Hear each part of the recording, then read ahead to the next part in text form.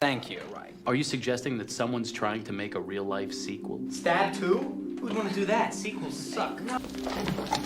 Two in the box! Ready to go. We be fast and They be slow. Wow! A second Super Saiyan? Second in order, perhaps, but by no means in stature. Your fight is with me now. And when I kill you, I will have killed the last Jedi. Man, I can't fucking believe this. Another basement, another elevator. How could the same shit happen to the same guy twice? Oh, please, please. By definition alone, they're inferior films. Hey everyone, this is your host Chris at Inside the Sequel. This is the podcast where we talk about sequel movies and give them love and appreciation that they deserve. If you're listening for the first time, welcome. I hope you enjoy today's episode, and you should definitely dive into many of the other ones we have with such wonderful guests. I'm very excited about today's episode because we have the special guest, Carmelita is here. Carmelita, if you don't know, she's a mutual friend. She has been on Daniel's Cobwebs, the Gothic Cinema podcast. She's in the Dana Buckler podcast as well. She's like kind of like big time for those of you who are listening. And she was so lucky. And I should say I was so lucky to have her on here to talk about a very special sequel movie. It's one I've been wanting to do for a while. And that is the 1995 smash hit from Robert Rodriquez. We're talking Desperado. I was visiting a bar, and in he walked. You saw his face? His face? No. I mean, every step he took towards the light, just when you thought his face was about to be revealed, it wasn't. It was as if the lights dimmed, just for him. They called him a loner. I know who you are. Really? You kill drug dealers. I killed a woman I loved. You ruined my life. They called him a myth. You've heard stories of that man that carries the guitar case full of weapons. Find him and kill him. I hope you don't think you can take someone like Ucho all by yourself. Really? They made the mistake of calling his bluff. Is there something in the guitar case? My guitar? Now, it's time to face the music. Let's play. Desperado, the new film from Robert Rodriguez. So if you don't know anything about Desperado, it is the sequel to 1992's El Mariachi, which is another smash hit indie film directed by him. It was actually his first debut film. And Desperado is the sequel to it, and boy, was that also a smash hit. And Carmelita agreed to come on and talk about it with me. But before we get into that today, for those who don't know about Carmelita, I'd love for her to kind of talk about some of her favorite movies and maybe even the sequels to you all. So Carmelita, do you like sequel movies? Hi, Chris.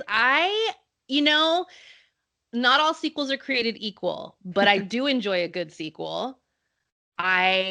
Some of my favorite film franchises, some of the sequels are some of my favorite things. So I'm really stoked to be here talking to you on Inside the Sequel.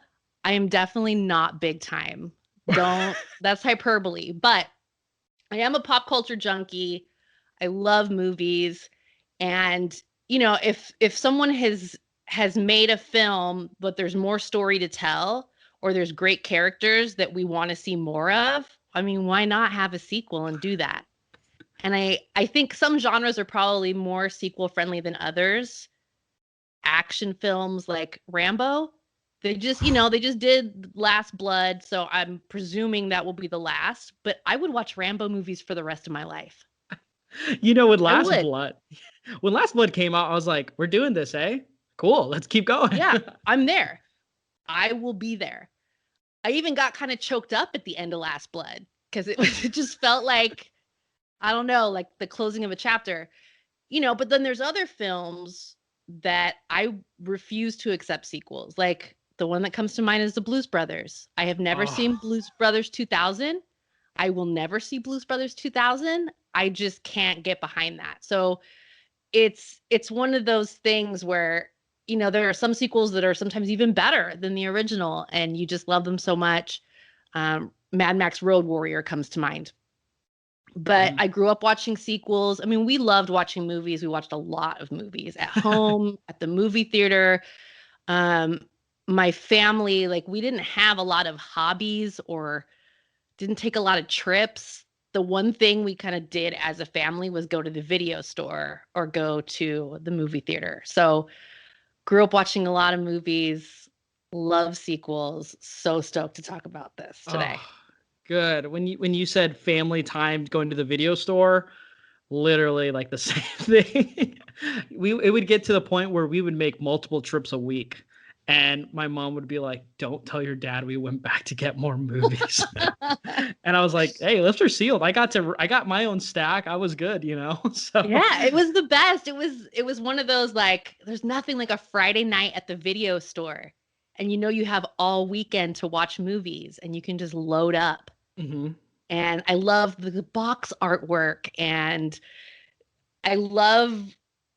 There was nothing like that experience of you see the cover art, you have no idea what this movie is, but you're just like, I have to see this. And so, we would just grab from all sections of the store, except for the roped off one, of course. Oh yes, yeah.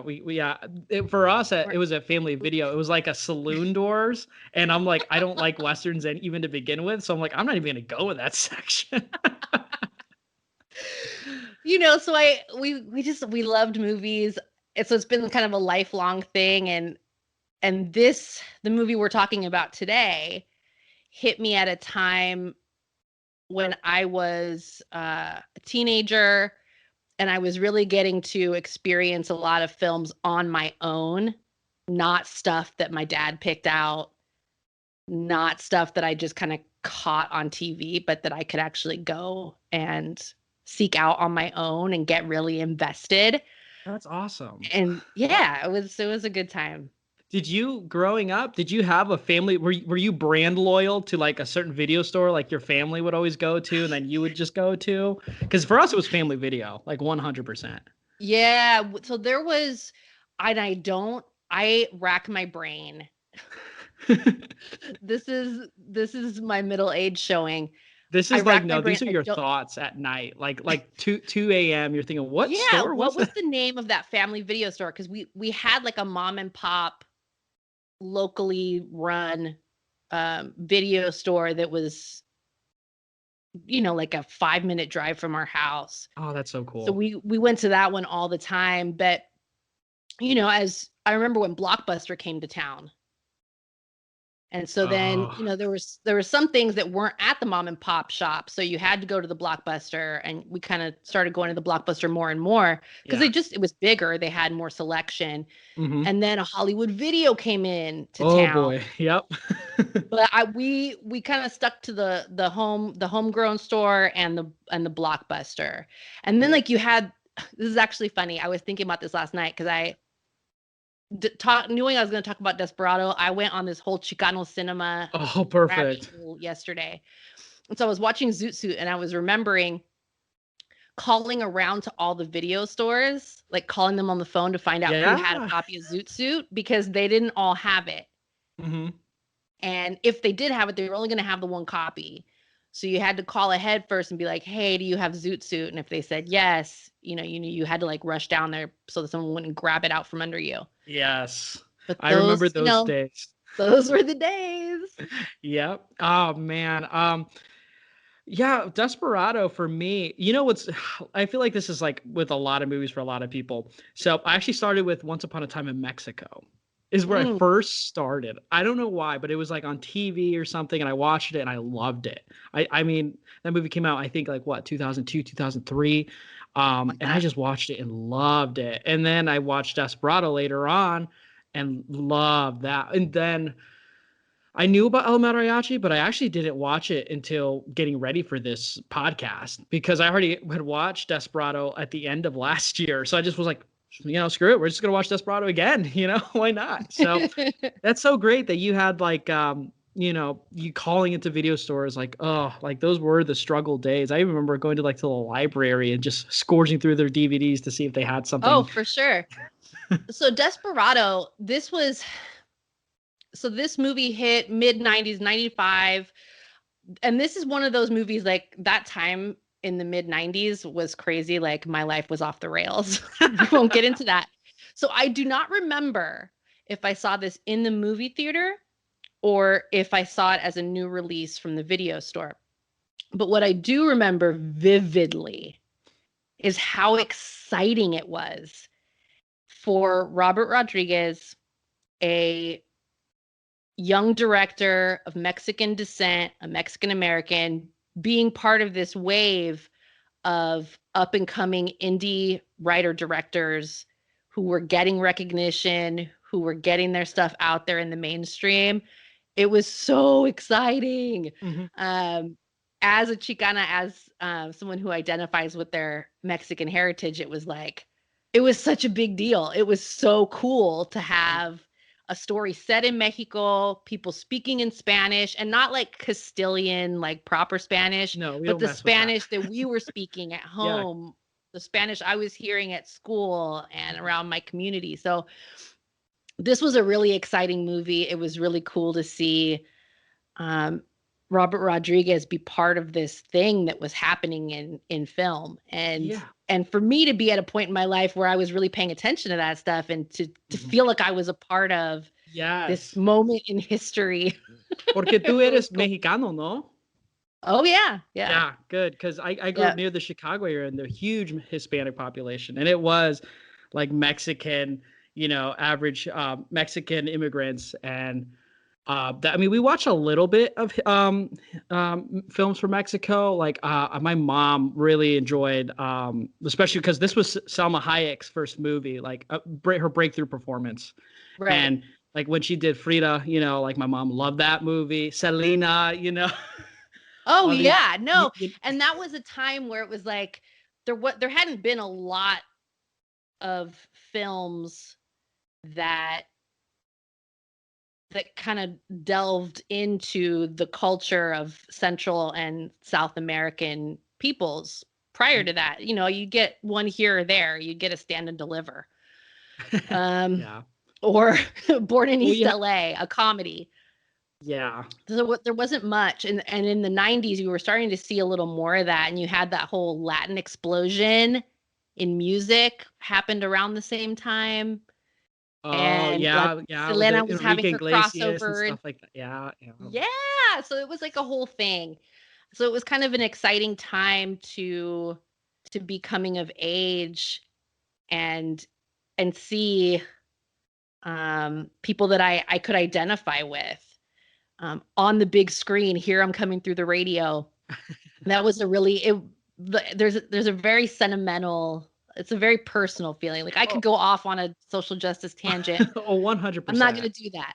I'm going to say from a very personal place. I remember being really excited about seeing what Robert Rodriguez was doing and the stories that he was telling and the actors he was casting. It was exciting.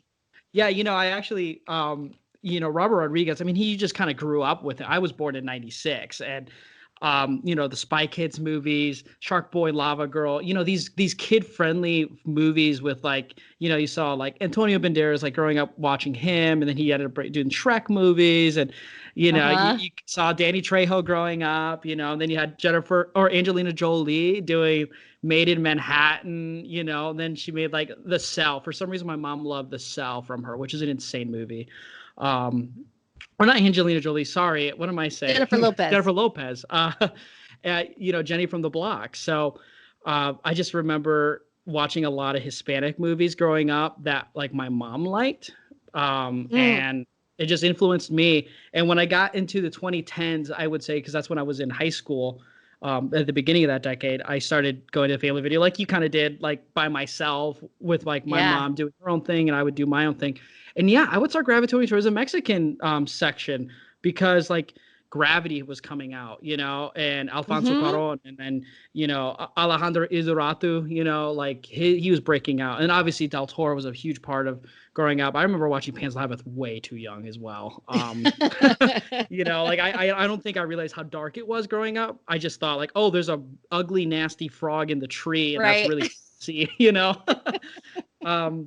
But yeah, it's funny. It's like, you were seeing at the beginning of the 90s, and it's like, I feel I relate to that. I definitely remember getting that excitement to explore these Mexican filmmakers. And Robert Rodriguez is like a special kind because he just broke so many different genres. Absolutely. Absolutely. No, and I think one of the things that really comes through in this film that you get, so to back up for a second, for people who saw Desperado but never saw El Mariachi, to go back and then watch El Mariachi, it might be a little confusing. Like, is this really a sequel? Yes, it is. Yeah. Desperado is absolutely a sequel of El Mariachi, but El Mariachi is such a low budget, $7,000. Yes. That's how it was branded too. They said the movie that cost $7,000. Like, that's what made it famous. It's crazy. But even with that small budget, even with that cast that was a lot of amateurs, even with all of the limitations of that, you could already see kind of Robert Rodriguez's style. And El Mariachi, it's like, he had the budget and he was able to cast, and it really starts to come through. And you see some of those threads, even as his career has progressed and he's doing things like Spy Kids and whatever else. It's like you can see in Desperado, you can see kind of his style emerging. You can see the things that he does really well, all the places where he really excels. He loves gadgets. He loves gadgets. And you start to see that here.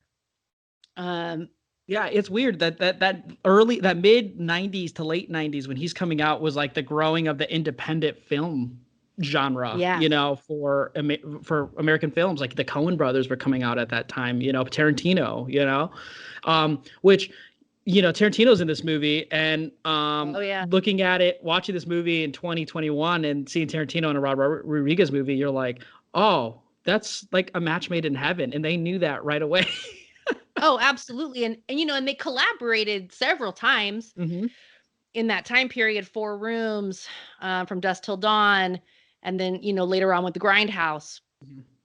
And you would see them in press photos together. And I can remember, that was really exciting because, we all love Tarantino. We were all really excited about Tarantino. And so for he and Robert Rodriguez to be collaborating was really cool. And they had a very compatible way of storytelling. But there was, in that era, you had these Gen X, kind of older Gen X guys who were coming up, who were writing stories and then directing them and insisting on directing them and making it happen with small budgets and all of these limitations. But they were getting recognition and they were having success. People like Kevin Smith and Jon Favreau. Oh yeah. All of those guys. So it was like this whole thing, and it was a really cool time to be watching movies and seeing different stories. Because like the first time we saw Reservoir Dogs or Pulp Fiction, I'd never seen anything like that before. And yes, of course, I think we all know Tarantino loves Scorsese. Yeah. There's a lot of homage to different things and blaxploitation and whatever else. So it's not that he had no influences, but it was just the way he went about paying homage, the way he went about telling those stories was different. And Robert Rodriguez is no exception. It's like when I watch Desperado, I can see the influence of telenovelas. Yeah.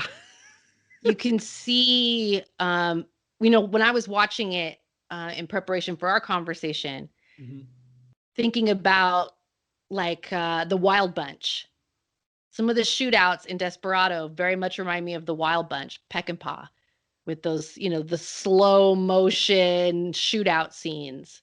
So it's you could tell these are guys that love film, that grew up idolizing filmmakers, and they had stories to tell, and they went out and told them in their own way.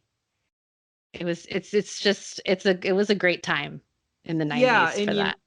Yeah, I don't know. You know, there's something special about watching movies made by people who love movies. You know, like you can tell, like some of these directors absolutely are film nerds. They're geeks. You know, Yeah, absolutely. Like Tarantino with his martial arts love. Like, you know, when you watch a Tarantino movie, he'll have to put something with martial arts on there.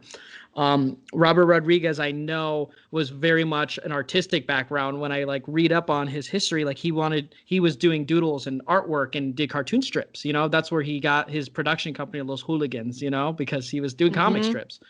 And, you know, that's why he ended up doing that Frank Miller Sin City film, you know, and you can see a lot of like, it feels like not like goofy, like it's bad, but like pulpy. It's goofy. It's Absolutely. fun. I don't know. When you watch a Robert Rodriguez movie, you just have a good time, you know, like Alita, for example. Like people were already dismissing Alita, but my gosh, talk about a movie that's serious, crazy gadgetry, but also really funny and a good time. Only Rodriguez can do that kind of thing, you know, and that's why that makes his movie so special. And like, I mean, I'll defend Spy Kids. Like Spy Kids 3D is an amazing film. Like, I mean, I'll go to the grave saying that. And the first Spy Kids, I don't know, just like when you grow up with certain actors and like directors, they hold a special place. And you know, and I think that's why Rodriguez is just so highly touted, at least in my opinion. And I'm glad to hear you do too, because I mean, I feel like he's getting a renaissance again. Like he's been working for so long, but now he's blowing up again. He's doing a Star Wars episode and he did Alita. Like I'm loving to see this and I want to see him making more stuff. Well, that makes two of us. Like I said, like when, you know, his debut, it felt so personal. It was just so exciting. You know, and I think, you know, the Spy Kids and stuff, I was kind of not paying attention to that. So I kind of got away from him after Sin City. And so it's nice to hear his name again coming up and seeing him in the credits and knowing that he's, you know, he never stopped working, but to have him be working on, continue to work. And now I'm kind of coming back around to seeing the work that he's doing. And it's exciting. He's good. Yeah, you know, and before we even talk about Desperado, we got to talk about El Mariachi because I just saw it for the first time, and I don't know too many people who have actually seen it. And even though it is a $7,000 made film, but of course it got a huge upgrade once the studios picked it up because it did so well at Sundance. I mean, this movie I think was $7,000, and then I think it made 25 million or something crazy like that. It was insanely successful. And I think it works in its favor with the like kind of like the dirty film spots and the I sometimes when I was watching the movie, I kept thinking like he put a camera on like on a wheelchair and pushed it, you know? Yeah. It's like goofy antics of the camera work that's there, quick cuts. The dialogue it's a very simple story too, and it's a incredibly short movie. It is, I think it's just at like 82 minutes, but it flies. Yeah. It's short, a very simple story, but a story that has kind of all of those big themes that make for engaging storytelling. And I really appreciate that, you know, he obviously didn't have budget to cast any, you know, real professional actors, just a handful. Most of the folks are amateur and they just look like people on the street. But it works for building this little town where the story is set and kind of giving you that feeling. Yeah. So it's El Mariachi. I remember I heard about the buzz, but hadn't seen it. It wasn't until the success of Desperado that then I was able to get El Mariachi on VHS to rent. Because, you know, my hometown, like they didn't have a lot of, you know, they're pretty limited in the indie films that they were stocking at the Blockbuster. So, or at the local spot. So I didn't see El Mariachi until after I had seen Desperado. But it was in the late 90s. So it's a really interesting film just in that what he was able to accomplish with such a small budget and how you can see all of his potential for storytelling. Yes. I think the same thing too. It's very much a continuation throughout all of his movies. And I think that's a good, strong trait for good directors. Like they have a signature or they keep something in all their movies that's consistent. Like, I mean, Spielberg is such a big part of like that trope of like, he has a special touch. That's why you can tell like a Spielberg movie is a Spielberg movie. You know, you can, when I watch a Rodriguez movie, I know it is a Rodriguez movie. And that first movie, to see it where it all started is insane. And like, so like to put it into, to compare it, I've been going back and watching a lot of Pedro Almodovar films. And those were late 80s, early 90s. Like those were, talk about, you know, Telemundo, you know, like those movies are definitely could have been on that show. Like you watch El Gordo and La Flaca and like that's going to play on right after, you know. And I just, you know, after watching those, I'm like, it's pretty good. You know, it's the comedy, the dark comedy of it, that Hispanic touch. I dig it. And then Antonio Banderas got his breakout role with Pedro. And then watching now El Mariachi for the first time a couple nights ago, I'm like, oh man, like I like this way more. Like, okay, like this is why it was a big deal. This movie is different with a capital D. So like I was so surprised by it, like so surprised. And it has a very high rating. I mean, it is consistently throughout the board of reviewers, like highly regarded and rightfully so. I remember digging some details about the movie after it was made, and I know Robert said he only made the movie just to go to straight to video releases. Like it was just that was like the he intention. didn't have very much high hopes for it. He only did it. The only reason he got to filmmaking was because he did some short films. He got denied to go to. He didn't do well in school, so he didn't go into film school. But he won a local film contest in Mexico, and from there on, he was accepted to film school, and he started making shorts. And then he did El Mariachi on the $7,000 budget, and then. From then on, he edited it, wrote it himself, and everything. Like, guy was committed. No, absolutely. And I think one of the really cool things about Desperado, I love how, you know, it isn't completely retcon El Mariachi. No. Yes. Even though they've recast the title role of El Mariachi. You have some of the flashback scenes where they recreate the scene with Antonio Banderas. Yeah. But it works. Like even though it is a little weird, it works. And I love that he's not trying to sweep El Mariachi under the rug. You know, with its $7,000 budget and just the huge difference in production values between the two films. It's, you know, you still have those touches that come through in Desperado that let you know that these two movies are tied together and that it is a continuation of that story, even though, you know, you've got a spendier cast. Yeah, like I was surprised to see Moco like in the beginning of Desperado. I was like, what? Like that's the same guy. That's awesome. I swear, when watching El Mariachi, he's like. He must have watched a few Bond movies because like Moco feels like a Bond villain. Yeah. Like the all white and talking like Azul and asking if he still wears all white. And he's like, yeah, I love that. That's such a callbacks to like, I can tell movies he really liked. But so so you saw Desperado first and then El Mariachi. Yeah. I'm glad you brought up that it didn't retcon it because I was always because before even watching El Mariachi, I always thought that Desperado was kind of like a remake of sorts, which you can, I feel like, kind of take it as such, but also at the same time, you miss a lot of good stuff if you didn't watch El Mariachi. Right. You know what it reminds me of in a lot of ways? It kind of reminds me of Evil Dead and Evil Dead 2. Yes. Nice. Where it's a sequel, but if you didn't see the first one, you can get by without it.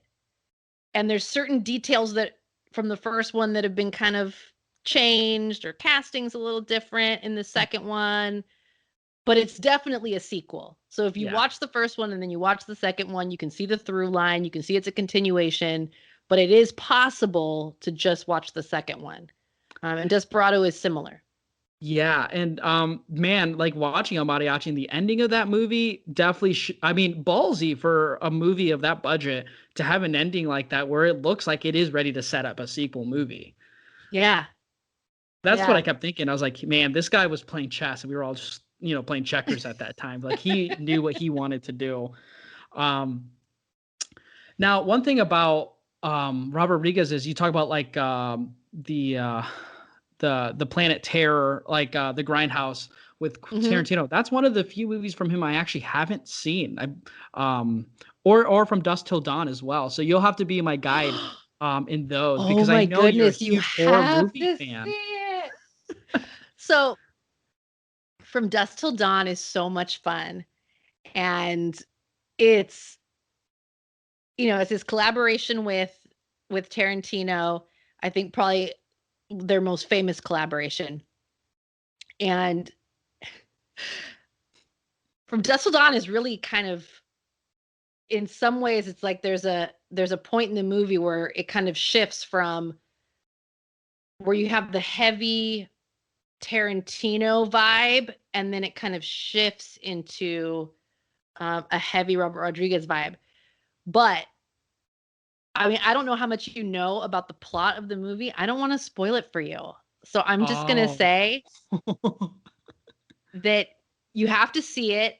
If you love Tarantino's work in the 90s, if you love what Robert Rodriguez is doing, which you do, then you have to see From Dusk Till Dawn. It's so much fun, and it has again that same pulpy vibe about it.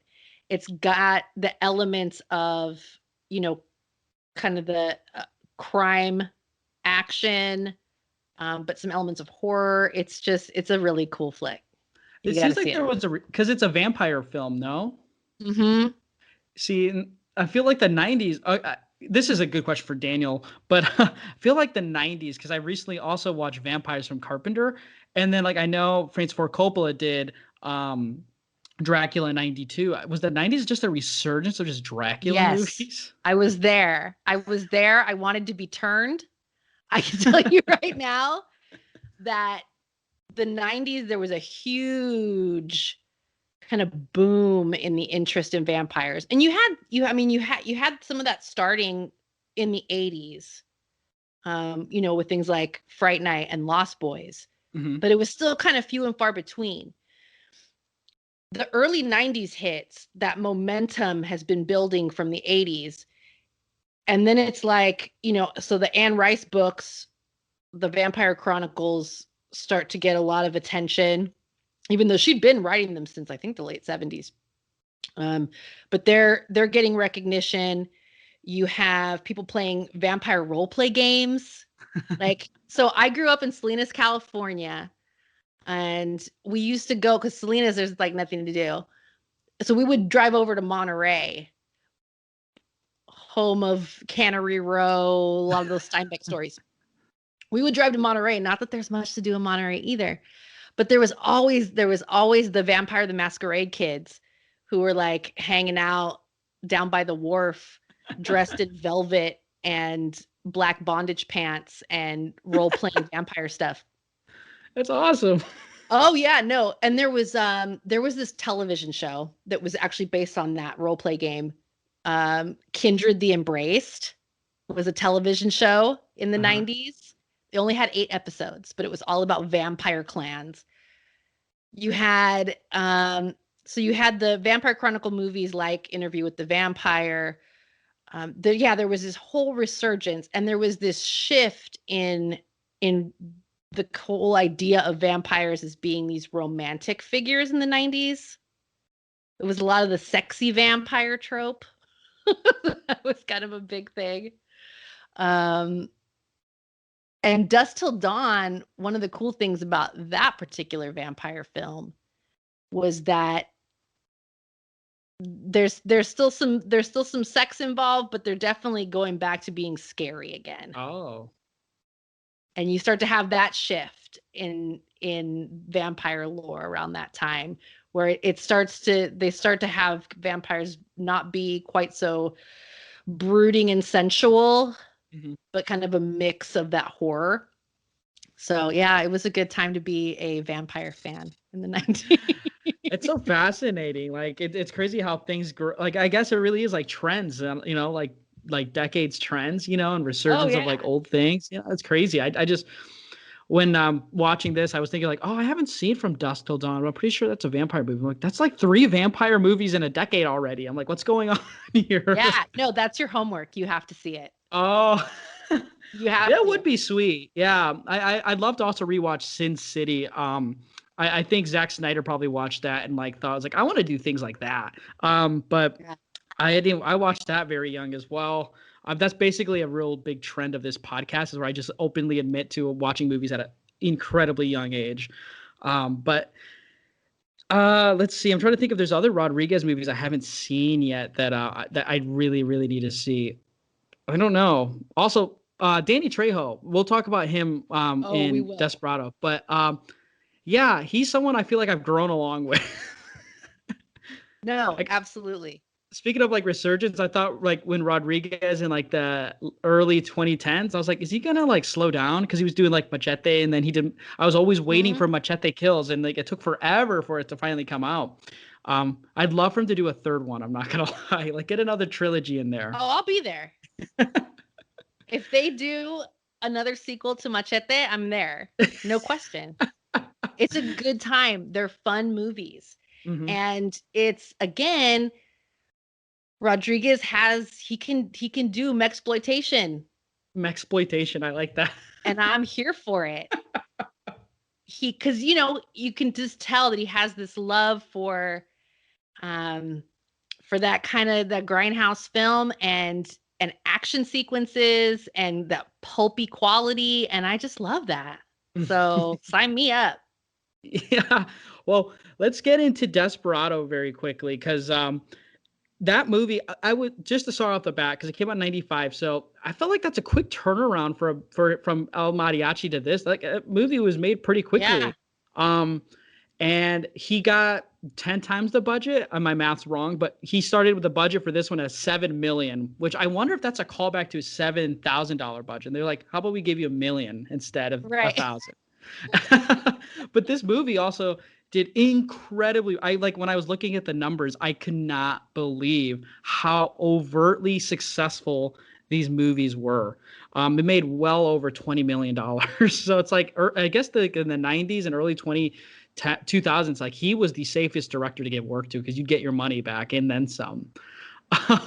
But he brings Antonio Banderas, which he's blowing up in the 90s, because you talk about like Interview with a Vampire. I mean, he was in that. He was in a couple Pedro films. He was obviously in this. He was also in Philadelphia. Like he was blowing up in the 90s.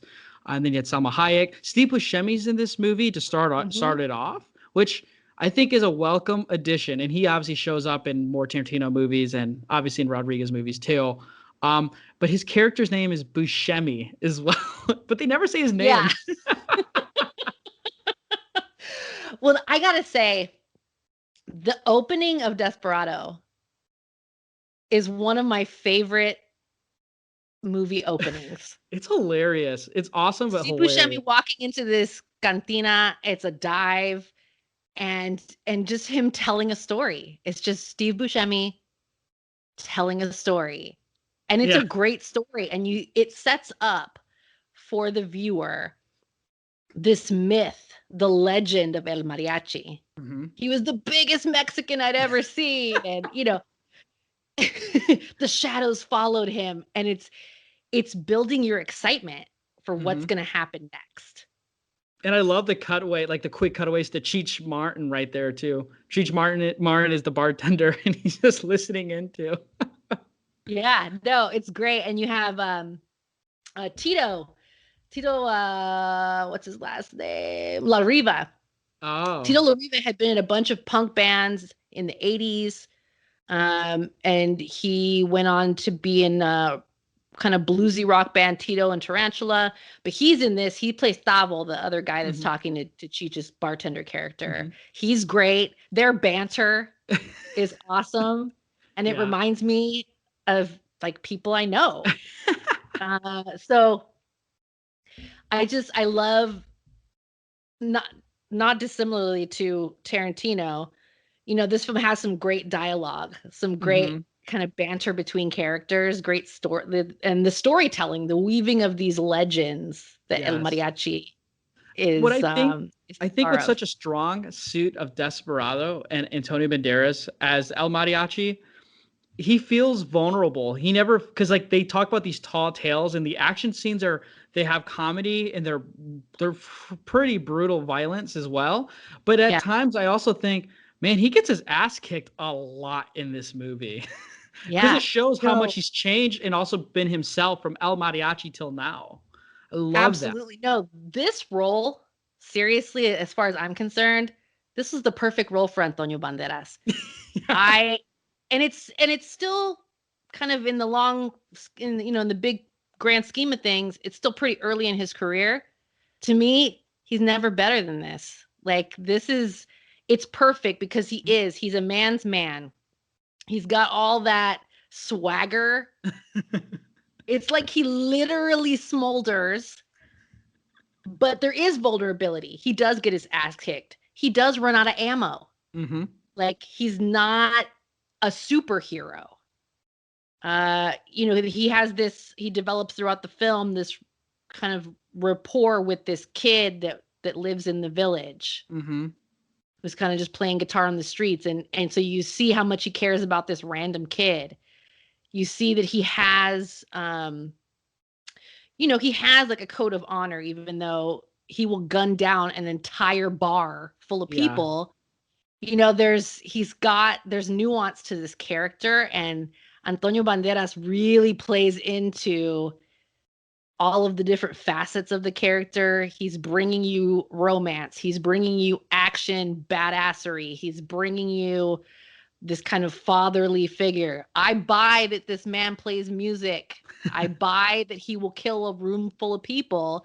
And I buy that he's just a regular guy on a revenge kick. It just works. Yeah, I like how we don't have to see all of his, like you said, revenge. It's just told very easily, like, oh, he's just been killing drug lords, just trying to find the one, that's responsible, which I think some parts of it is a little confusing because the bad guy in the movie is Bucho. Who, I mean, let me pull up the actor who plays Bucho, Joaquin de Almeida. I think he's wonderful. He kind of he has like that Mexican accent, but it's a little bit more Americanized. I love that. But then once I pieced it together, I was like, oh, so it was like henchman, like Moko in the first one was like a small time dealer, right? And low then level. Bucho's the big one, so right. A little unclear there, but I kind of like how it just builds. Yeah, it works. It's believable that there's this hierarchy, and I think also, which they don't really say explicitly, but you could kind of work through it. Like, the thing about revenge is that just when you think that you've kind of reached your goal and justice has been served and you've gotten the revenge you were looking for, in most stories you get to that place where there's that hollow feeling, like, well, I don't actually feel better. Like, I don't actually feel satisfied. There is no satisfying. Because if you've had a loss, if you've suffered an injustice or a tragedy, revenge is probably not going. It's not going to erase those feelings. So, I love that. In El Mariachi, it's like he gets a measure of revenge, but it's not enough, and he has to keep going. And it's totally believable in this film that, you just move on to the next target, because there's always another target, and there's always that need to fill that hole and that craving for justice. When in this situation, like, the tragedy happened and there really isn't justice. Yeah, that's true. Talking back to that kid, and he's teaching him how to play guitar. I feel like there's a kid in every single one of the Mexican trilogy or the El Mariachi trilogy, because the first one, there is a kid there, and then who he dreams about in his dream sequences, that he sees, which has a terrifying nightmare scene where that ball that rolls to him is a severed head, which I'm like, whoa, that came out of nowhere. And then there's a kid In Desperado, the same thing. And then in Once Upon a Time in Mexico, there is another kid, but this time he attaches to Johnny Depp. I like just he keeps some of these themes and like these small parts of each movie and it continues because it feels like it's part of this shared world. Right. But with Desperado, I mean, the movie is a hard R. You watch it now and in like, you know, the 2010s now, and I still think like, oh, this is some good action. Like this is some good violent action. When it first got its rating, he had to edit the hell out of it because it had like an NC-17 rating or something like that, you know? And I was like, it could not just be for that one sex scene alone. No way. And but it was a hard R, and I kind of am glad he stuck to his guns a little bit there. Yeah, just absolutely. figure speech wise. I'm not trying to make a pun. No, totally. The shootouts in this film are epic. Mm-hmm. They're really well choreographed. They are that, like, they're just this side of over the top, but in a way that's exhilarating. Mm-hmm. Not unlike the John Wick franchise. Oh, where where something is like it's just this side of over the top. Mm-hmm. But it's just really like it brings this energy and this momentum to the film, and this like you ramp up tension and then there's this explosion, and as an audience you get really caught up in it, and he did a great job with these scenes. I think Antonio Banderas did a great job. He does. I love that he does all of these like falling backwards and shooting, and he's like pointing his toes. It's like this really weird stance that you would never do in real life. But for some reason it works and it looks badass and kind of almost like ballet. Mm-hmm. It's really interesting. And you've got, I love, there's just guns coming out of there's just, everyone in this bar is strapped. Everyone in this bar is packing, and it is just a full on assault. Yeah.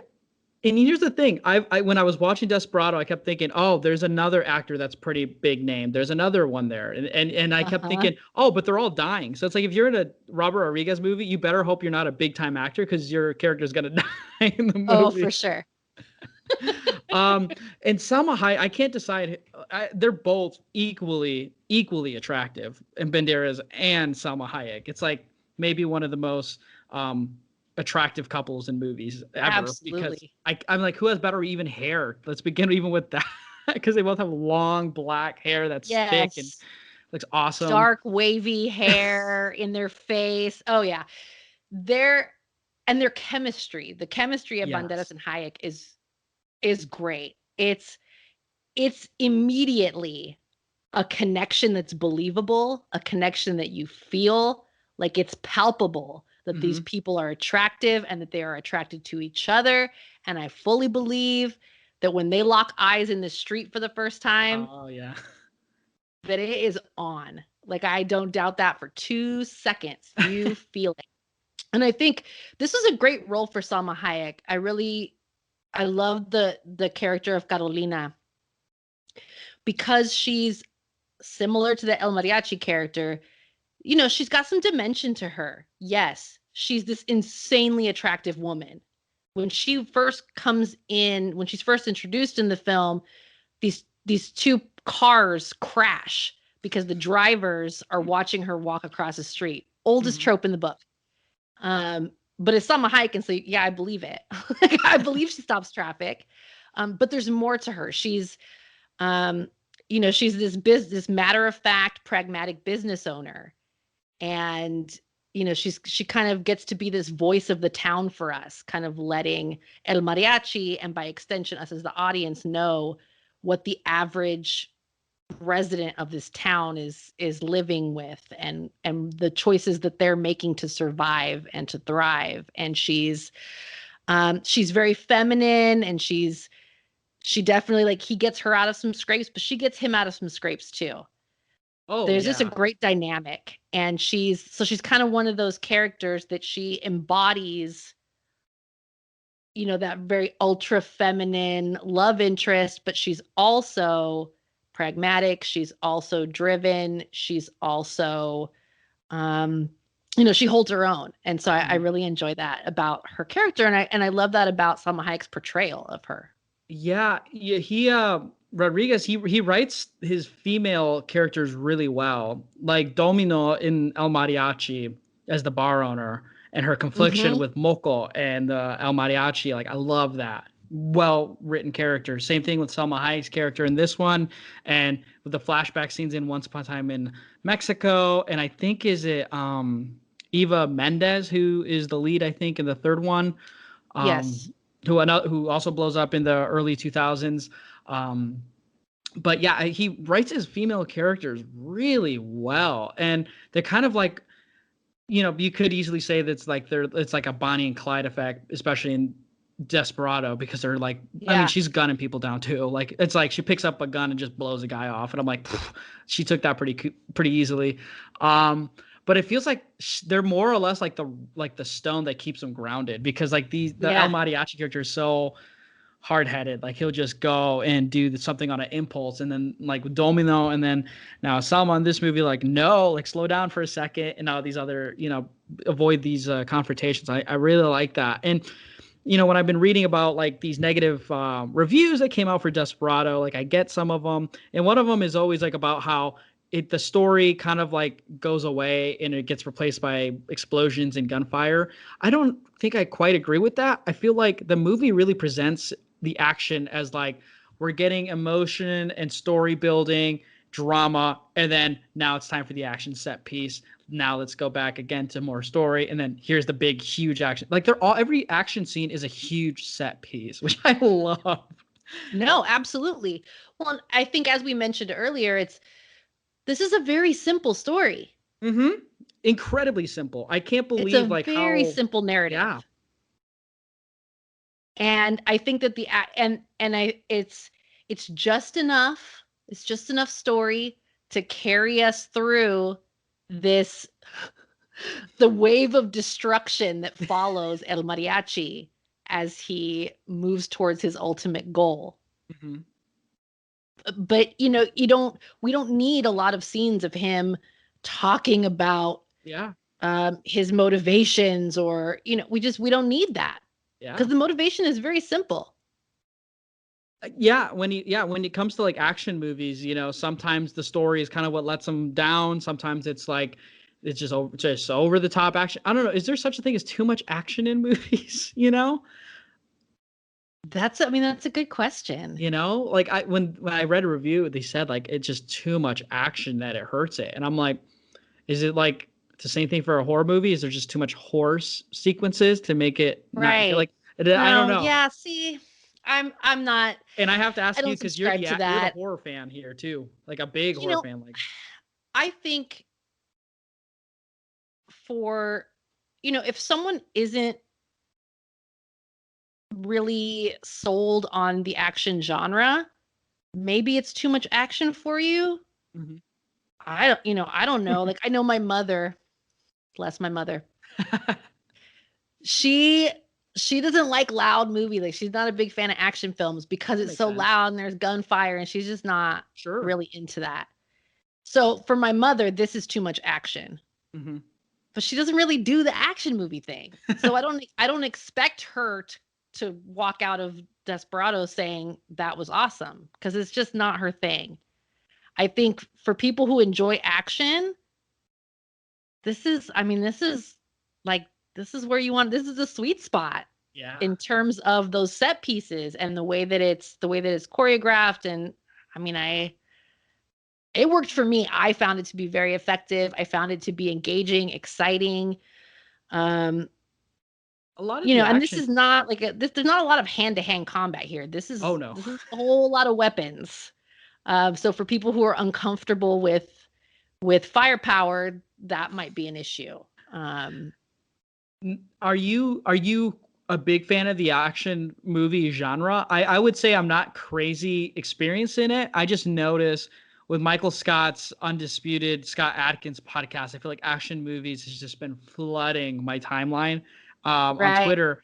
And I'm learning about all these movies, these action films that I knew nothing about. To me, it was always like, oh, I thought Desperado, The Matrix, that like I didn't watch a lot of action movies growing up. I guess the Rambo movies, but are you a huge action film fan? Because I know you're also a huge horror fan. On the level of our friend Michael Scott. Shout out to Mike, because he's another he's next level. Yeah, and the guests that he's bringing on are next level in terms of their knowledge and the breadth and depth of their knowledge of that genre. But I did grow up. I loved the Predator movies. I grew up watching anything Arnold Schwarzenegger did. We were there. I love Rambo, as mentioned before. Death Wish, Dirty Harry. I loved Westerns. My favorite Western is The Wild Bunch. I think in part because it's so violent. I just have a proclivity for that. So I grew up with a lot of those big blockbuster action films and crime dramas. And, so I have maybe a middling knowledge, kind of the more mainstream, big flashy stuff. And some, like in the 90s, I started trying to watch more martial art films, but I am by no means on the same level as some of the folks that we know in terms of knowledge and exposure. But yeah, I'm just blown away by how many action movies actually came out in the 90s. The 90s is such a blind spot for me. I always dismiss the decade, but lately I've just been looking through the catalogs and actually watching a few of them, and I'm like, where the hell was I? Yeah. Well, and action is kind of an interesting, it's actually more varied than people realize. And over the decades, action takes on, there's kind of different approaches to it. And, in the 70s, you kind of get those gritty crime dramas that involve action, car chases, right, and gun battles.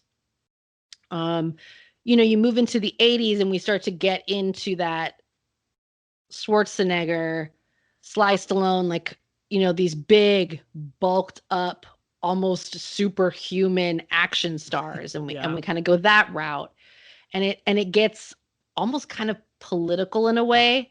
The Reagan era values infused into the action films that we're watching. In the 90s, it gets, I think you get, thanks to, in part, people like Tarantino and Rodriguez and others, we start to see that it's more the kind of, it's more pulpy. We're ramping it up, making it very stylized. And these are movies that are just fun to watch. They're engaging and they keep your interest, and they really move. Everything moves. I agree. So I think we kind of see that as it continues to evolve and change, and different trends and the different approaches to it. But there's a lot to love about the genre. It's an escape, just like horror is an escape, just like comedy is an escape. There's an energy that comes from watching a really well shot, well performed action sequence. Like there's an energy from that that's really, it's fun to watch. Yeah. And I feel like with watching El Mariachi and then Desperado, I feel like Rodriguez kind of channels in some parts of like where he grew up, or like some things like he remembered seeing growing up, and because it feels pretty personable, like oh, this character seems like someone he might have known, because it's just so detailed, and like this person's characteristics of personality. One thing also, I just want to let people know who, if you watched El Mariachi or you watched Desperado, the run times are completely different too. Like, yes, this movie's almost at 2 hours, and I don't mind that at all. I was thinking that, I was like, oh man, this is almost 2 hours. Let's see what this is about when I rewatched it for the first time. And man, like that's a fast, like an hour and 45 minutes. Like it is Yeah, quick. it moves. It moves. It's, it's, you get, and there are some breaks in action sequences, kind of quieter moments where you see the budding relationship between El Mariachi and Carolina and that sex scene. You have moments like where he's, talking with the kid from the neighborhood. So they have these quiet moments, but they all of these moments also help to build the complexity of the character. So they're not wasted. We're learning more about the character. We're getting kind of a break to let the adrenaline kind of come down a little bit. Yeah, that's a good way to put that. So that we're ready for the next showdown, the next shootout. I think it really works. And it doesn't, for me, it doesn't break up the momentum of the film. It just provides us with a chance to kind of cool down a bit before the thing ramps up again.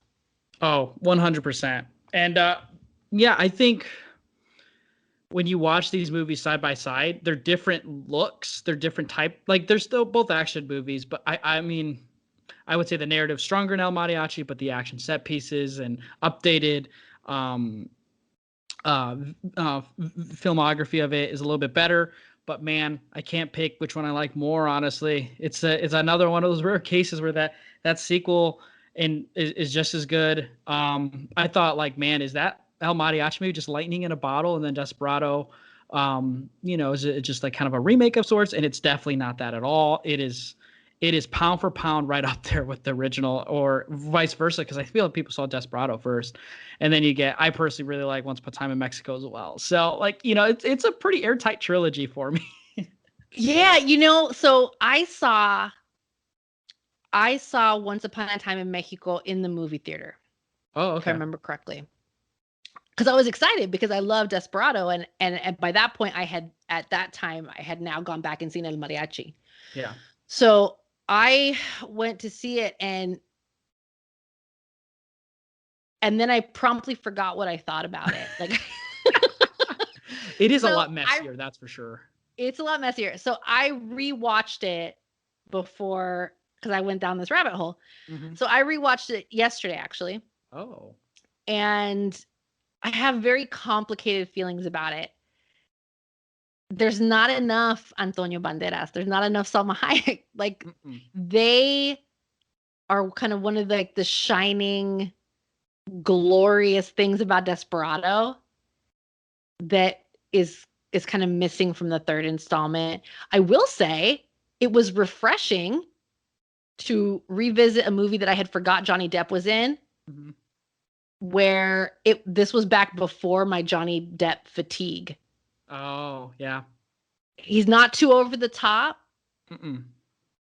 Like he's well suited to his character in Once Upon a Time in Mexico, and it was nice to actually like be happy to see Johnny Depp. Yeah, I that's one of the strong points of that movie for me. I really do like him in it too. He's a creative character, and the blind scenes with him, I mean, I never would have thought to put that in a movie, but it works so well. But yeah, I totally agree.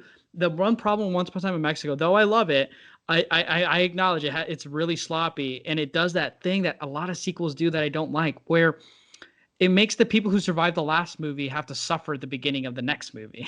Horror movies do that. I don't like what they kind of do with that. If you haven't seen it, I won't say, but there's parts of it where I'm like, really? Do they have to do that? Do they have to do that? Yeah, and then Willem Dafoe plays a Mexican. I don't buy that for a second. No. The most ridiculous. I'd forgotten about that too. And they gave him a spray tan and a thick mustache, and then they bandaged him up most of the movie.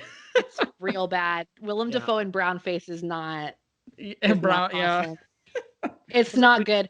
Well, and so that's one of the things about Desperado.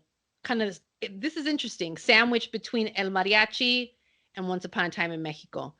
Desperado has a pretty good mix of Latino actors, but also, they have some actors that are technically not Latino, like Antonio Banderas, who is from Spain, but he speaks, that's his accent, that's his he has that heavy accent, but Spanish is his first language.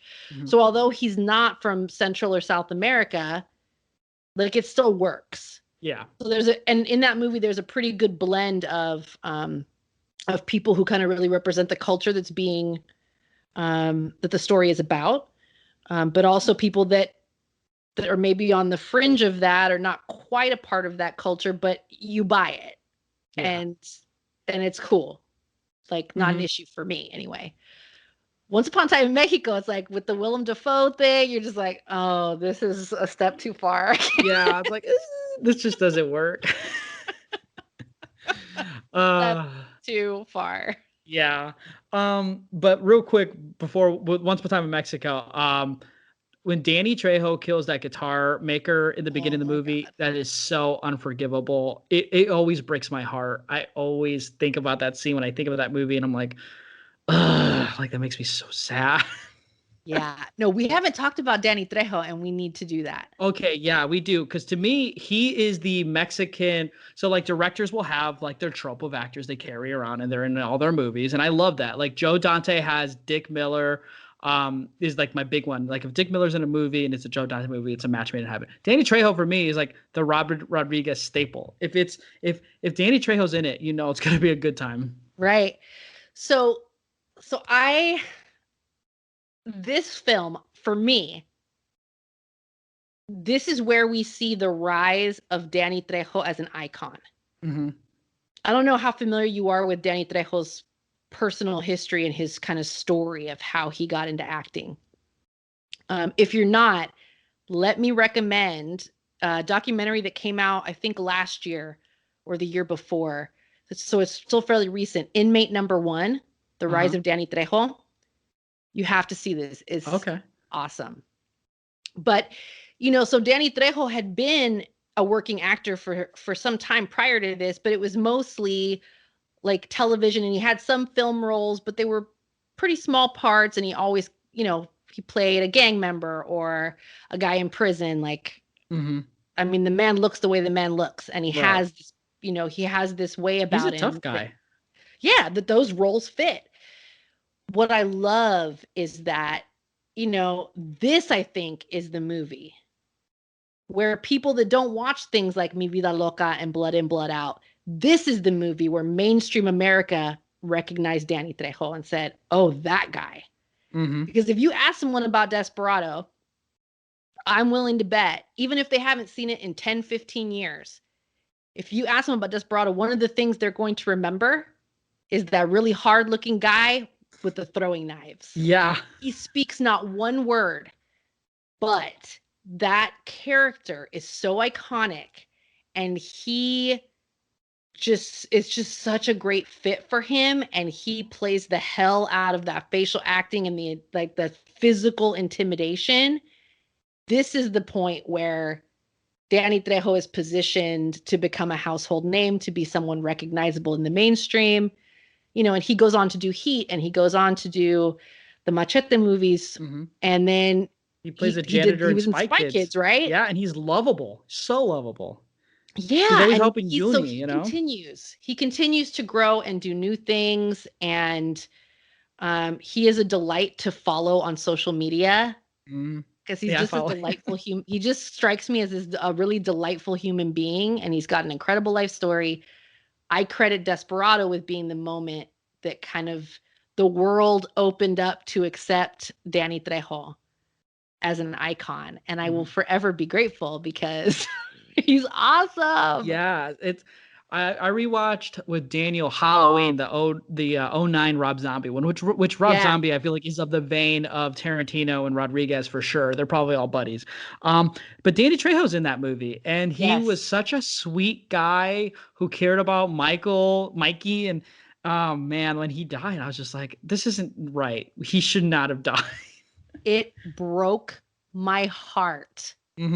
I was so sad. Like, it's a Halloween movie. Yeah. So people are going to die. Most of the people are going to die. Like, it's kind of a mood killer. But I mean, I love him in that. Yeah. So yeah, Danny Trejo, the role that he plays in this film, I just love it. because again, he's just kind of stalking through the streets, watching, looking. He's like a shark, making his way. There's a great sequence when El Mariachi has massacred the people in the bar, and then he's trying to leave, but Tito's character has escaped, and he's chasing him through the town, but they're kind of slow motion moving. They're not running. And he's, and he's making his way, and then out of the corner of your eye, you see Danny Trejo as Navajas. You see his character like kind of half in shadow, and he's stalking too, but he's waiting to see how it plays out. And you're like, you don't know who's going to get to El Mariachi first. Like a lot of people are going to die and they're moving through this crowded street with like street vendors, and there's people and they're moving, and you're just like, at any moment this is going to erupt in violence, and you don't know, is it going to be Tito? Is it going to be Danny Trejo? Somebody is going to get it. Yeah. And I just love how he's just perfect as this menacing presence that's kind of in the background, always behind you, always right around the corner. He's going to come out into the alley any second now, and you're going to be done for. And I love that. I love it. Yes, I know exactly the scene, and you got a great Latino song, just like it's a ballad, just belting. Well, because it's the first time he meets Salma Hayek, and just a buildup of so many things happening all at once. Yeah, that movie has a lot of great like individual scenes. Like, you just like you go to movieclips.com and type in Desperado, you're gonna see so many really great scenes. Oh, so like many! It's so good. Yeah, I love when he calls in his reinforcements. Oh, his mariachi buddies. Yeah. Campa and Kino, and Campa. I don't know if did you know that's the actor that El played Mariachi from the first one. Right. Yep. Yes. He looks good. Handsome. He does look good. Handsome man in both movies. He aged well. Yeah. I mean, it was only a few years later, but still, I was pleasantly surprised. Yeah, no, it was cool. And it was cool that he was down to do it. I think he actually is a producer on Desperado. So, I mean, he's just a buddy. Honestly, he did produce it. He was in the credits for that, but he's also just a buddy of Robert. So talk about, supporting your friends. Right. Totally. So like that whole sequence, and we mentioned the gadgetry, and this movie has some of the best gadgets. So you've got the guitar case that is really an arsenal. Mm-hmm. You have the very memorable codpiece revolver. Yeah, which they don't even use, but they don't use. But it's pretty obvious where it's supposed to go. Oh yeah. Like you don't need to see it in action to know like how that plays out. And it's just the thought of it that you're just like, why would you even need that? But it's just like part of the stapled comedy of this movie. It's just like kind of borderline sexual and funny and goofy all at the same time. Ugh. Absolutely. And then you have Campa and Kino that have, where they have like the rocket launcher. Yeah, in the machine gun cases. Yeah, the machine gun in the guitar case. But it works. Like, of course, it's kind of gimmicky and it's kind of crazy. Mm-hmm. Almost like 60s Bond level. But it works. There's something about that, the ingenuity of these contraptions, that it's just so much fun to see, like, okay, what's like, gonna I don't happen? know, like a rocket launcher guitar case. I don't know where you come up with that, but I'm so glad he did. Because every time he would strike a pose and shoot it up, I was like, that doesn't work, but I love that.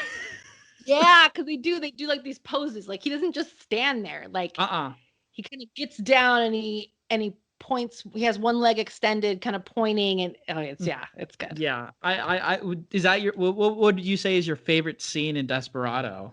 I know it's hard to choose because there are a lot of great scenes. Yeah, it feels impossible to choose a favorite scene. Of the action sequences, my favorite is at that Tarasco bar. Yes. The first major shootout. That's my favorite of the action scenes. It's awesome. I think of the other scene, another favorite is when is the lead up and the siege on the bookstore. Yeah. Where he and Carolina are in bed. He's asleep. She's kind of strumming the guitar and very sensually singing this little song. Yeah. And she has her eyes closed, and she thinks he's asleep. He is not asleep. He's awake. He hears people coming, and he's like moving. He's got a gun in each hand, and he's moving the weapons closer and closer and closer together as he's following the shadow of the assailants on the other side of the glass. That whole setup is awesome. Yes. Just the way that it moves, the way that the tension is building, juxtaposed with like this sweet little sing-songy ballad that Salma Hayek is doing. That whole sequence is really fun. I just really enjoy it. Everything about it, just the way that it builds and the way that it plays out. Because it looks like he's gonna shoot her too, and her eyes are closed. Then she opens it. There's two guns, huge guns in front of her. That's whole like it's hilarious, but also like the tension is there, and the action that shows up after is just amazing.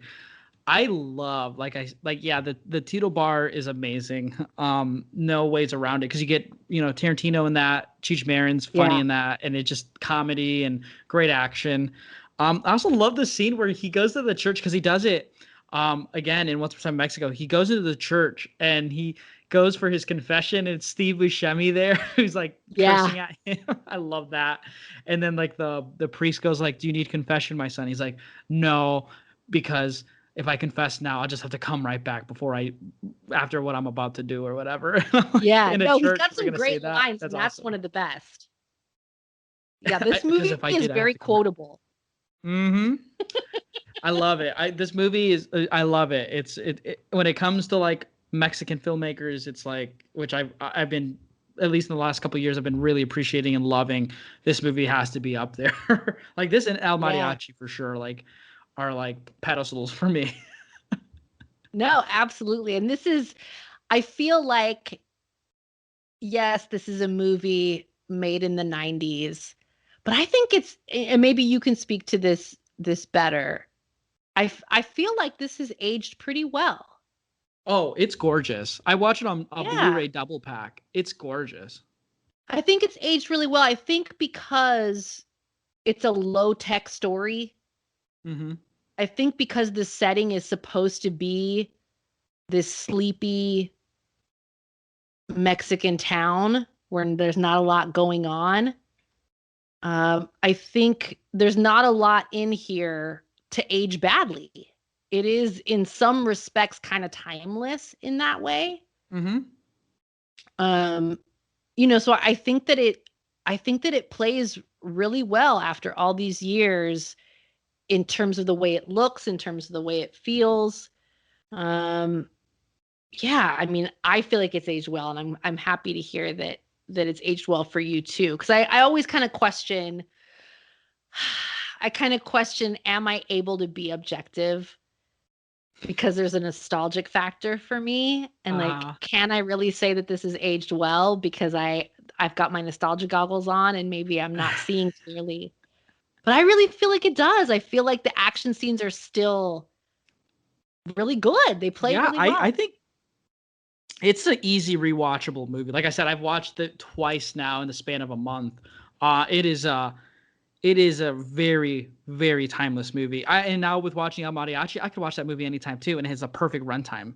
That's the thing. I kind of want to go back and watch Desperado in Spanish, because I watch El Mariachi in Spanish because I think that's the only way it comes out, and they speak English in this one. I kind of want to watch it and see if like the voices change because they're obviously Hispanic as well.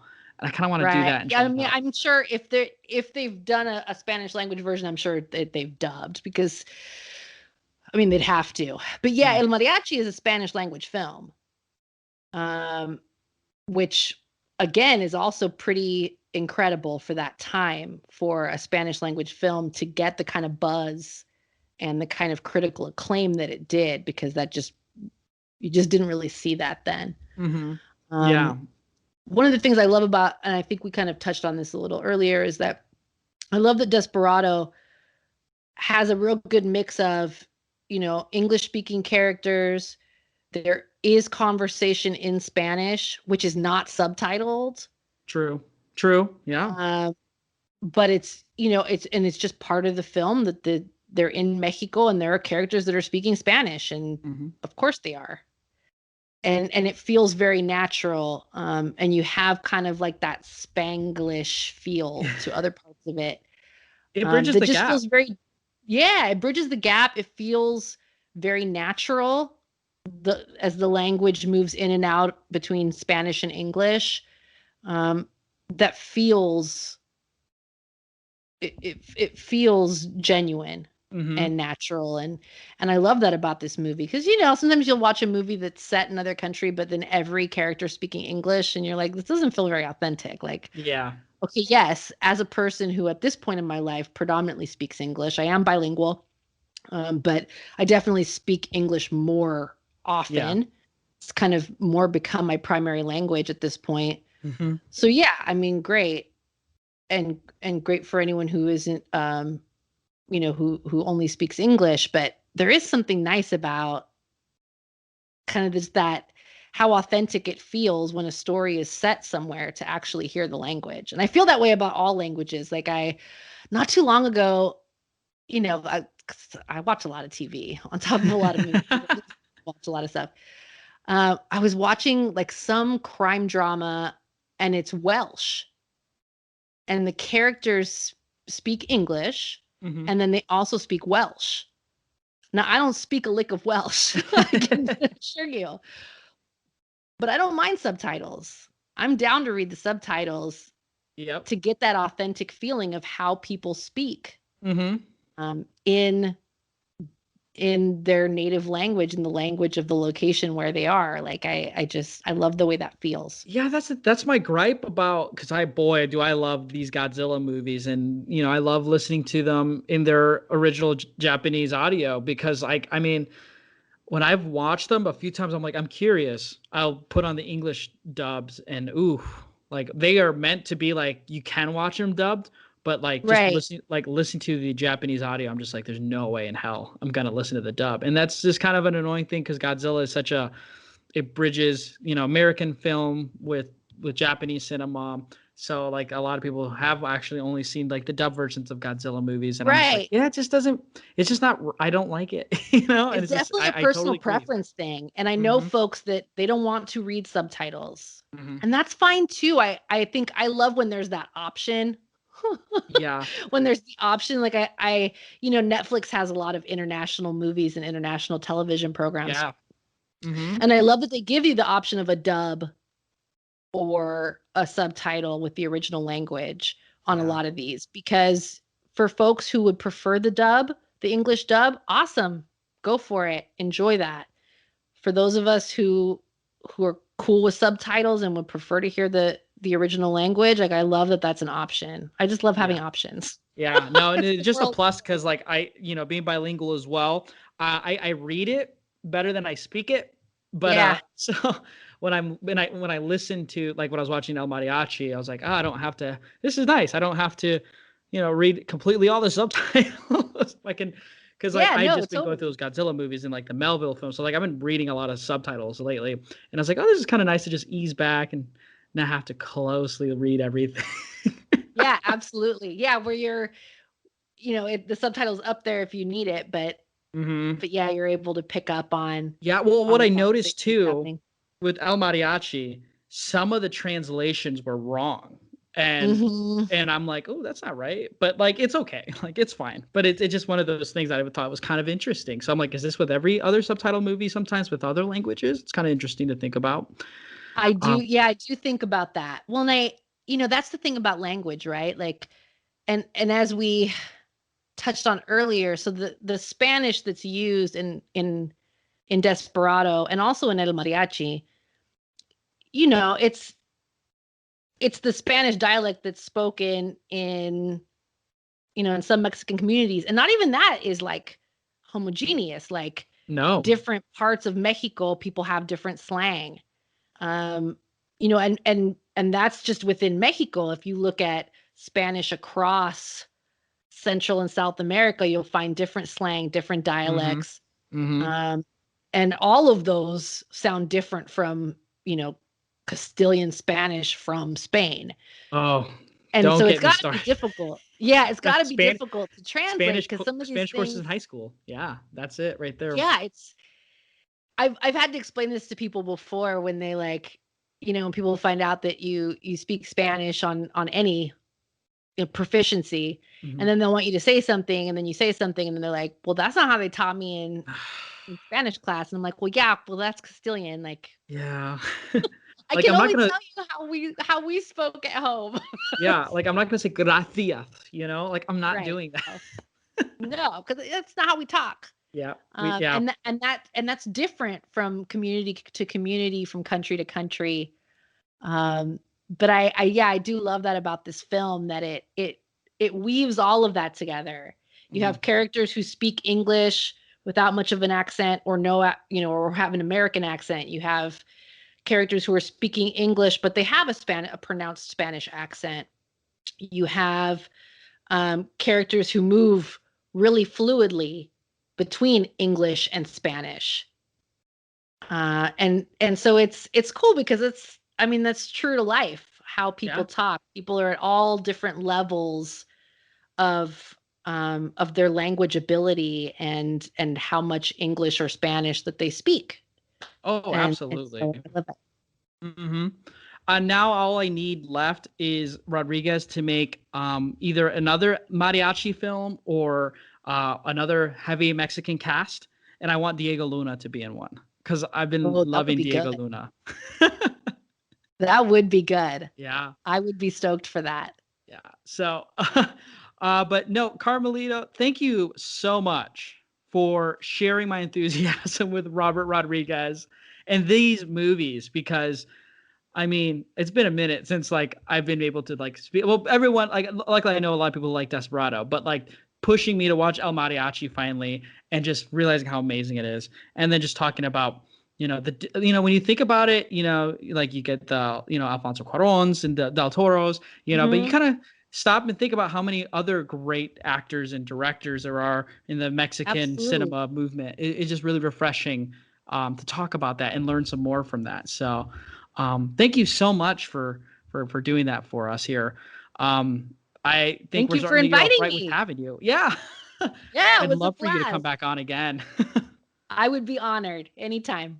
Yeah. So what are you going to be up to next? Are you like one of those people when they watch things, like, are you in phases? Are you like binging through some stuff lately? I'm very much driven by mood. I get in moods. And so I'll come up with like a double feature for the night. And I'm like, tonight I want movies about witches, or tonight I want movies featuring a particular actor, or so I'll kind of go by theme, by mood, by feel, and then sometimes I'll go down like a rabbit hole where I want everything of a particular genre for like a week. Oh boy. So I just kind of feel it out and see. Nowadays, in the age of streaming, it's like the world is your oyster. There's so much to choose from. I have all these watch lists on different platforms and on different apps.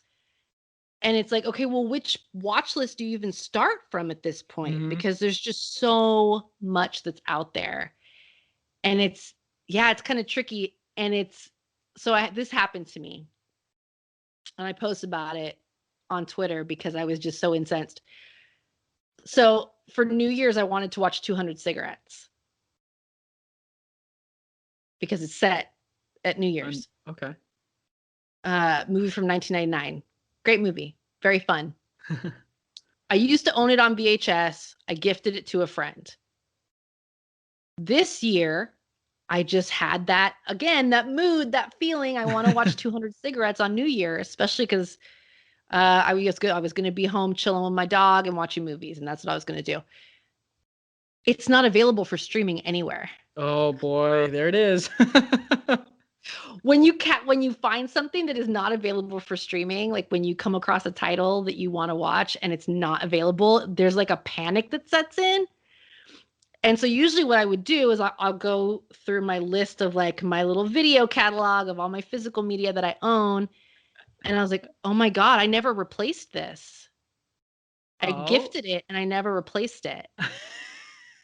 And I was just beside myself. Oh, I'm such a Heath Holland now. I'm such a bunker. I'm buying my physicals and I'm watching those and like I'm gonna buy them physically only. And I feel like I'm at this point now where I'm like, oh, I have to buy the physical. I'm just so panicky like you are when like if you can't find it streaming. Like, I'm paranoid now, and so we're spoiled for choice. There's so much that's available through streaming. But I don't want to take it. I don't ever want to take it for granted because when it happens that something is not available for streaming, it's like, what now? I don't. Mm-hmm. So I'll tell you the end of that story is I went on eBay and found it on VHS and bought it. Oh, good. Does it not have a DVD or Blu-ray release? Oh, it does. But the DVD copies that I ran across on eBay were going for upwards of $100. Oh, the OOPs. I'll tell you, I'll keep an eye out for it. I tend to have luck on out of print film, so I will keep an eye out on that one. I mean, I have a VCR, and I love VHS. That's awesome. I have a nostalgic love of VHS, so I'm fine with just owning it on VHS for the time being until someone gets their shit together and puts it out and re-releases it. But yeah, so these days there's a lot to watch, and I'm spending a lot of time doing that. Good. Well, I hear on Letterboxd, if you get Pro, you can like organize your watch list by like streaming services. Like you can like write like your lists like per streaming service. I think that's a thing with the Pro subscription. That's insane. I'll have to look. Yeah, if that's the case, like that's insane. Like ingenious, but insane. Yeah. So it's like, oh, what do I need to watch for Hulu? I could just cancel my subscriptions and keep Hulu for the month, and then watch through these, and then cancel that and move on to the next one on my watch list or whatever. Oh, totally. No, that's smart. I don't know. I hate to spend money on streaming that's like on multiple streaming because then I'm like, oh, well, this $15 is sitting here with a plethora of movies that I can't be watching right now because I'm watching something else on another streaming. I don't know. It gets overwhelming, and it makes for good conversation. That's for sure with my friend.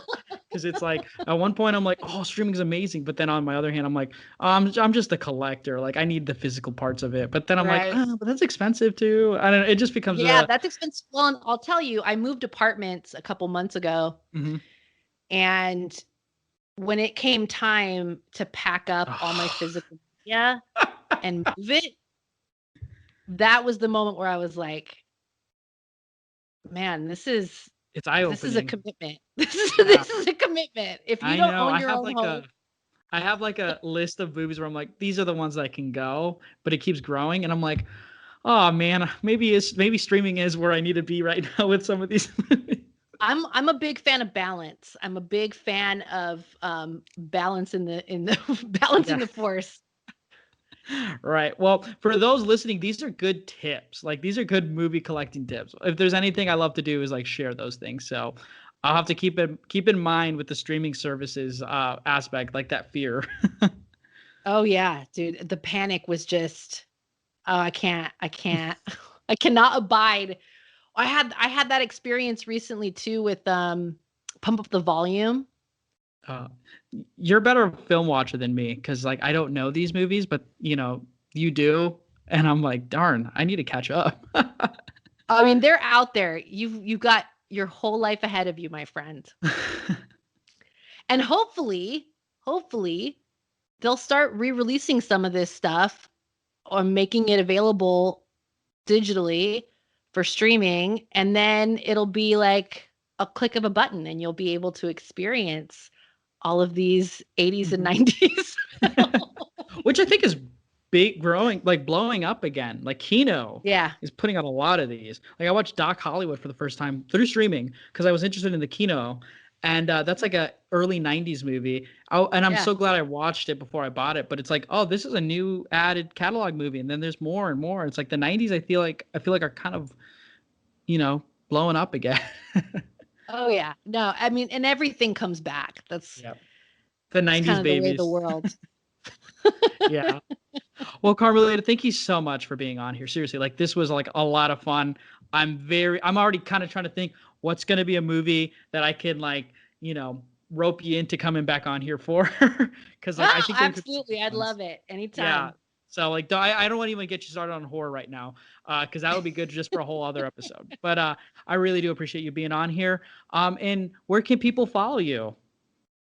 So I am on Twitter a lot and Letterboxd, same handle, which is at Carmelita Says. Yes, and please check it out. You're up there with like Lindsay Wilkins, where like you're updating your Letterboxd so often, and I'm like, I need to get organized and do that. Like seriously, I'm so jealous. I'm a list maker, so the app is just really like a fancy list. I'm jealous. I need to get on that.